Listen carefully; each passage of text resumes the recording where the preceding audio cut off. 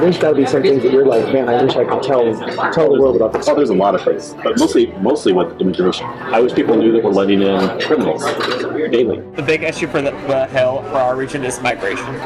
So we poured a lot of money into Central America. Like how much? $4 billion over 4 years. But now migrants are coming from elsewhere, Right. like Venezuela.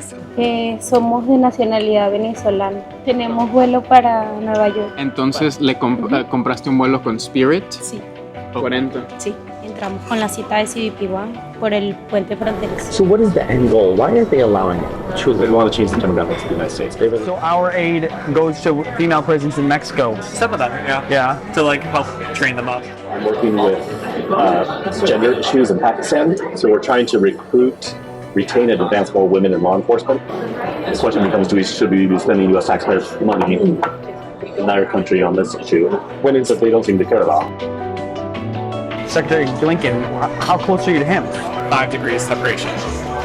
This is such a niche industry that flies under the radar that the average American does not know. Most people don't know what we do. Mr. Chairman, thank you very much to you, Ranking Member Risch, all the members of the committee, and thank you for the opportunity to testify today. He has briefings coming up in 2 weeks. He has briefings? Yeah, on the Hill. About? The FY 2025 budget request. And that's like with all the congressional people. The big issue for the Hill, for our region, is migration. Oh How to stop migration. What are we doing to stop migration? He's not accountable for that, is he? Yeah, we do stuff for it. Oh, do you? Yeah. Oh, I didn't realize that. It's called the root causes strategy. Ooh, how? It's giving money to support and help people at where the origins of the migrants are, so they feel like they can stay there instead of migrating out. So it's Central America, basically. It's what? It's basically Central America, like support and development. So we poured a lot of money into Central America. Like how much? $4 billion over 4 years. Oh, it's like a lot of money for those places. It's a lot of money. Is it doing anything? I think for them, yes, but now migrants are coming from elsewhere, Right. like Venezuela. So we're like, oh, this didn't solve that problem.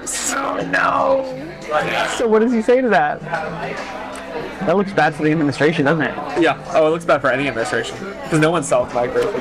It's like the end all be all, like kill pill for politics. Right. And I feel like if anything, the other side's gonna win because of it. I know. My dad used to complain about that. I'm like, oh, and like in my mind, I'm like, oh, that's not that much. And then I see the chart, I'm like, oh, that's a lot. Like compared to like 20 years ago. I was like, oh wait, they're on to something. And I don't know what to say to that. I really don't. I literally don't know. Like, what would the administration say to that?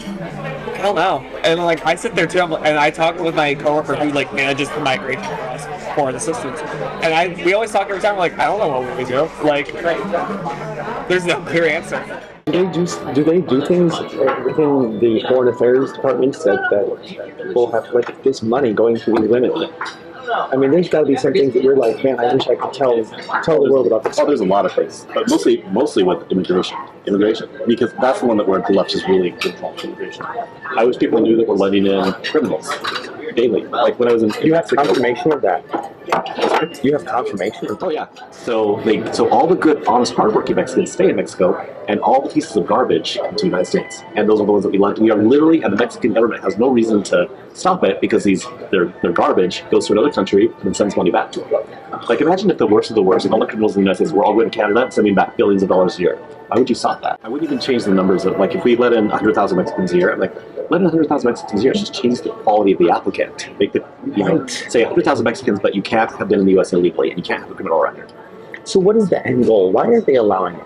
They want to change the demographics of the United States. They really do. Because I mean, no, honestly, the people from Nebraska, like my family's like Americans that have, my family's been in the United States for 400 years. Traditional standard Americans are not leftists.